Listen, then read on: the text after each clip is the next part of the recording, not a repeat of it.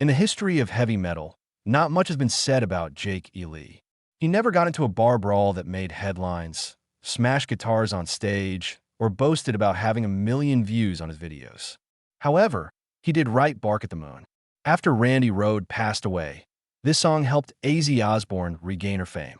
And without a word, he vanished from the public view once his name was discreetly removed from the written credits. Names didn't matter to Jake. He didn't require praise to demonstrate his excellence. He simply brought his guitar and a firm resolve to keep quiet on his more than 40-year journey. Jake chose to remain out of the spotlight, even though everyone else wanted to be the center of attention. While others cried out to be heard, he simply played his guitar and let it speak for itself. Once referred to as the link between Zakk Wylde and Randy Rhoads, Jake E. Lee was a gifted artist. What happened to him? It was decades before he returned. The list of renowned guitarists frequently omits someone who contributed to the sound of a crucial period in Ozzy's career. His quiet but difficult life, with a focus never fully healed the wounds, holds the key to the solution. Early years. On February 15, 1957, Jake E. Lee was born in Norfolk, Virginia. Jake E. Lou Williams was his true name. His father was Welsh, while his mother was Japanese. America was still rife with bigotry at the time. Thus, this was a really peculiar family. Jake's family relocated to San Diego when he was a child. He silently lived in 2 separate worlds there for the first few years, not really fitting into either. Because of his Asian appearance, particularly his tiny eyes and distinctive skin tone, Jake was frequently teased at school. He claimed that because he wasn't completely Japanese to comprehend his mother's origins and not completely American to be accepted, he felt alienated from an early age. He grew aloof, absorbed himself in his thoughts, and felt virtually isolated from the outside world except for music. Jake's morally upright and demanding mother forced him to start learning classical piano at the age of 6. For years, Jake practiced for hours on end, yet he was not permitted to listen to rock music or dream. However, a different kind of artist would later be shaped by that base. He was more than a quick musician. He also gave rhythm, structure, and melodic depth a lot of care. When Jake was 13, he discreetly moved from playing the piano to the guitar. He did this because the 6-string guitar gave him a sense of freedom that the piano could never match, not because he was rebelling. He started listening to well-known bands that his mother would never let into the house, such Ritchie Blackmore, Jimi Hendrix, and Led Zeppelin. But Jake didn't ask. All he did was play and listen. He may find a method to avoid becoming a youngster with rigid rules. He didn't express his disdain through words or actions. He chose silence as his defense and music as his instrument. During those years of self-control and seclusion, Jake E. Lee became quiet, independent, and distinct from everyone else. Jake E. Lee didn't have a significant impact on the rock scene in his early years. There was no viral program or million-dollar deal. His career began quietly and with a lot of difficulties, just like the man himself. When Jake was a teenager, he picked up the guitar. After that, he joined a couple local bands in San Diego and made use of them as stepping stones. In the late 1970s, he made the decision to go to Los Angeles. Every young guitarist at the moment believed that was the beginning of optimism. But LA wasn't amiable. Hundreds of bands and thousands of faces are vying for attention. Jake played in a band named Teaser before joining Rat. After that, he performed with Mickey Rat, a precursor to the glam metal group Rat. Although his tenure was brief, it improved his stage presence and provided him with access to the Sunset Strip's underground scene, where artists such as Eddie Van Halen, Warren D., Martini, and George Lynch had established themselves. The band Rough Cut, led by Wendy Deo, wife of Ronnie James Dio, is what Jake later joined. Since Wendy was the one who introduced Jake to Sharon Osbourne, this would be a pivotal moment. After Randy Rhoads passed away in an aircraft accident, Ozzy was searching for a guitarist to take his position. There was a lot of tension during the silent interview. Jake was invited to compete against George Lynch, a well-known musician already. Ozzy later claimed that because both were so amazing, he was quite perplexed. However, Jake created a tune that no one had ever heard before during one awful practice. AZ turned to face Sharon and remarked, "I like how crazy this guy is." Jake's hiring was not motivated by fame. He simply exuded courage. The way he continued to be in charge following Randy Rhodes's tragic death, while pushing the guitar to its boundaries. That was just what AZ required. Jake E. Lee moved from playing in the background of local clubs to being at the center of heavy metal, where every error was evident. In this way, he chose what he knew best, even if he could have been afraid. Just a steady grip on the instrument, no fancy words or phony excitement. The best part of his career was about to begin. Sadly, though, his name would be removed from the credits for the first successful record career. Jake E. Lee's debut official album as lead guitarist for Ozzy Osbourne was Bark at the Moon, released in 1983. With a tight blend of classic metal riffs and intricate musical concepts, it acquired a new sound that was sharper and more contemporary. From rock and roll rebel to center of eternity, Jake made his stamp on everything from the steady beats to the soaring chords. However, Ozzy Osbourne was the only name listed in the printed credits. Jake used guitar concepts he had been working on since Rough Cut to write Bark of the Moon, the album's title track and most well-known song.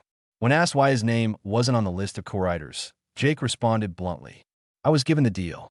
Sharon threatened to fire me if I didn't sign it. I took away all of his songwriting rights when I signed that contract." Because he signed so long ago, Jake was unable to file a lawsuit and received neither compensation nor recognition for his co-creation. Even though a majority of the music on Bark at the Moon came from a silent, long-haired musician who stood behind him in the dark, people continued to believe that AZ wrote it. But Jake didn't give up. In 1986, he and AZ recorded The Ultimate Sin. The music of this album was more glam metal than the others. It was very popular to shoot in the dark. The show sold out everywhere in the world, and its video was constantly playing on MTV. Jake seemed to be chatting to himself while he played the guitar on stage. He didn't have road style. It wasn't like Zakk Wylde's, nor was it overly neoclassical. He didn't act ostentatious or swagger a lot. As though he had been injured, Jake played with extreme precision and sharpness. Not a single note was wasted by him. But before the lights went out, there was another blow. After the Ultimate Sin tour, Jake learned he had been sacked by reading the headlines. Nor a threat, nor a call. One day, Zakk Wylde's hiring as Ozzy Osbourne's new guitarist made headlines. Jake wasn't present. No explanation was provided. For the second time, he lost his seat. By Sharon Osbourne's hand, this time. The same individual who had persuaded him to renounce his rights. Without making a scene or filing a lawsuit, Jake quietly departed. When he arrived, he was equally silent, but his silence was caused by a severe scar. His job loss didn't bother him. He was disappointed that his efforts and commitment to the music were never properly acknowledged. However, Jake resisted giving in to his rage. Instead of continuing with a well-known band, he made the decision to start over by forming his own Badlands. Jake was aware that this was not a wise decision. However, it was the only way to save his honor, the only thing he had left in the harsh world of rock. The subtle insults that cause individuals to lose hope. Jake E. Lee did not choose to remain silent indefinitely after leaving Ozzy Osbourne's band. In 1988, he founded Badlands. They are a quintessential hard rock band founded on unadulterated strength and unadulterated intent. Ray Gillen, a former Black Sabbath singer, Eric Singer, a drummer who would go on to become well-known with Kiss, and Greg Chesson, a bassist with a band vocalists. Jake gave this assignment his all attention. Just music in its most basic form. No more regulations or unfair deals. Badlands, 1989, their debut album, was well received. Badlands played strong blues-infused rock that reminded me of Led Zeppelin during the graffiti era, rather than the glam metal that was popular on MTV. The group discovered its voice. However, commentators lauded Ray Gillen's strong vocals and Jake's deft guitar, playing at a time when the grunge movement was only getting started. Bands like Badlands that were genuinely honest have no place there. The band's second album, Voodoo Highway, 1991, showcased their increased inventiveness. However, When the label increased pressure on Jake to alter the band's sound to suit consumer preferences, issues within the group began to surface. Over creative direction, Ray and the other members became increasingly tense. Jake declined. He didn't want to be like Alice in Chains or Soundgarden. He didn't mind losing sales if it meant keeping loyal to his craft. Then the worst hit was delivered. He learned that Ray Gillen, a friend and bandmate, had AIDS. The songs Jake had composed from the heart were sung by Gillen. He was unable to tour or record as his disease worsened. At the age of 34, he passed away in December 1993. Although Jake remained silent throughout interviews and public appearances, those who knew him well felt that his brokenness went beyond simply losing a friend. Additionally, he had given up on a band succeeding solely via music. When Ray died, Jake nearly left the music industry. He didn't release any records, declined interviews, and declined opportunities to collaborate with other artists. For nearly 10 years, he failed to attend any events or concerts. It was believed that in order to make ends meet, he had either retired, fallen into depression, or taken a regular job. But Jake never told them, so nobody knew for sure. He remained silent. It wasn't until 1996 that Jake discreetly released a solo album. Like a private letter to those who still knew who he was, it was a light pink mist and an ad-free acoustic record. He was never seen again after retracing his steps in 2005. After years of silence, Jake E.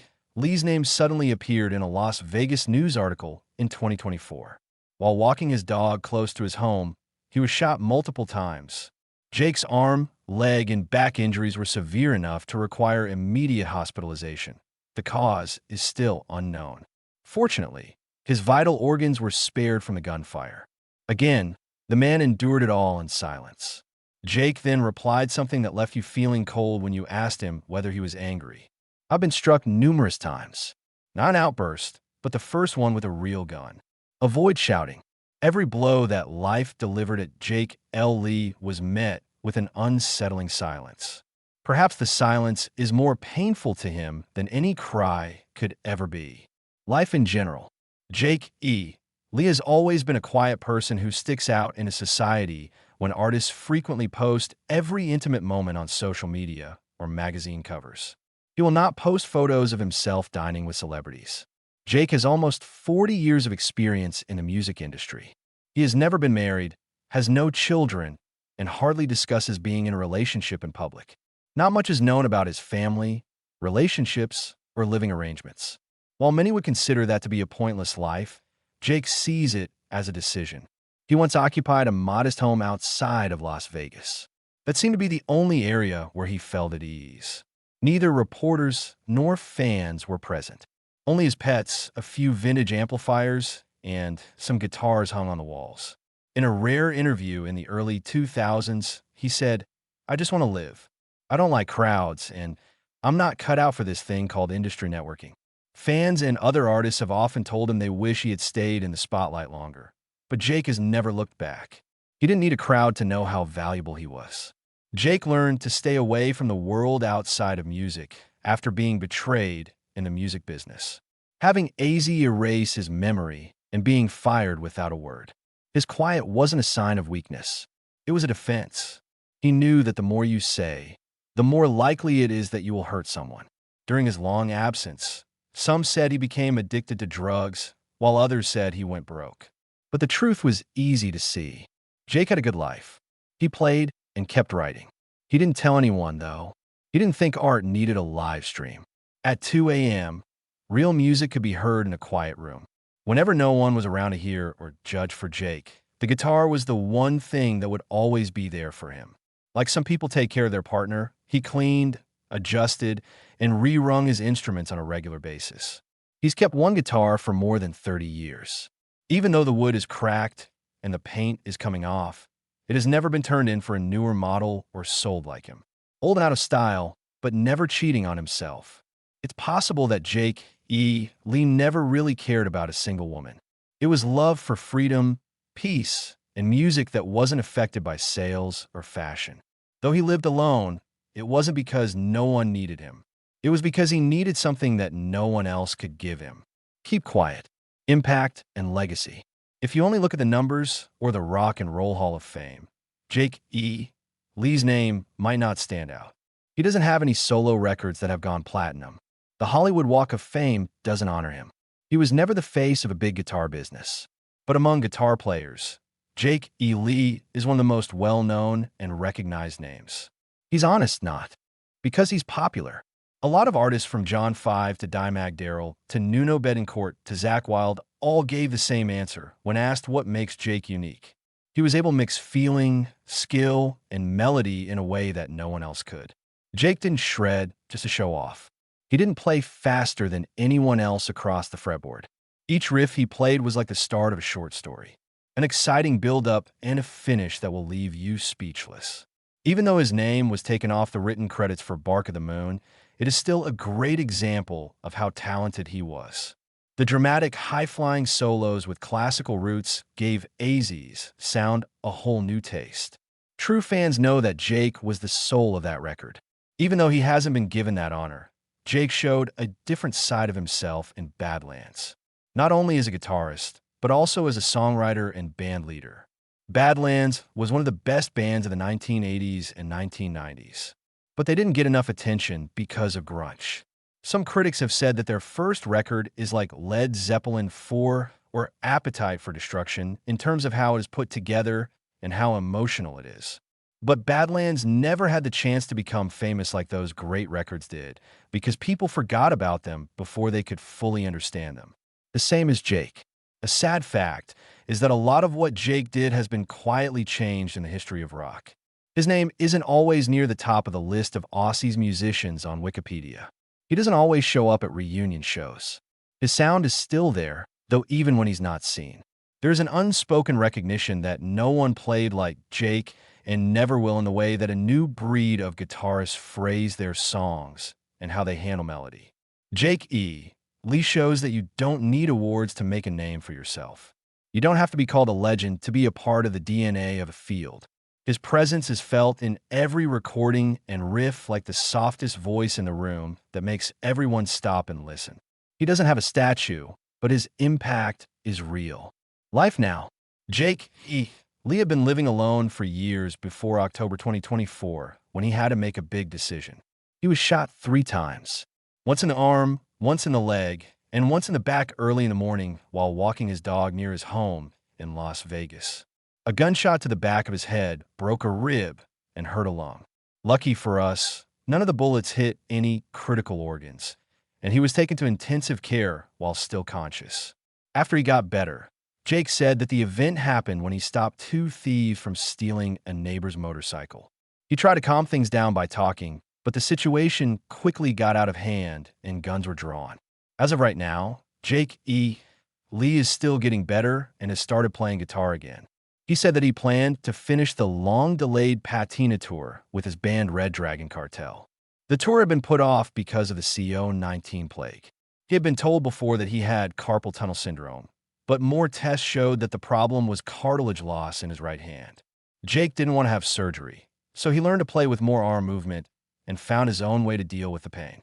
Even though Jake E. Lee has had a lot of problems and failures, he stays positive and is very dedicated to music.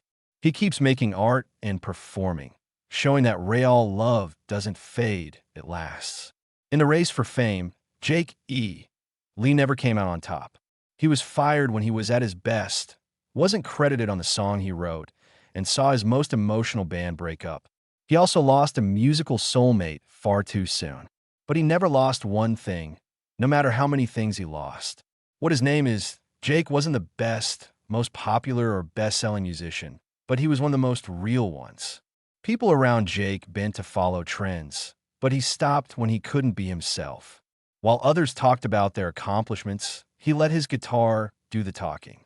Even though there was a lot of noise on the radio, he made melodies that were strong enough to hear and quiet. There are people like Jake E.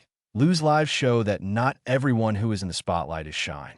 There are times when light comes from behind, like when someone keeps the flame burning in the background.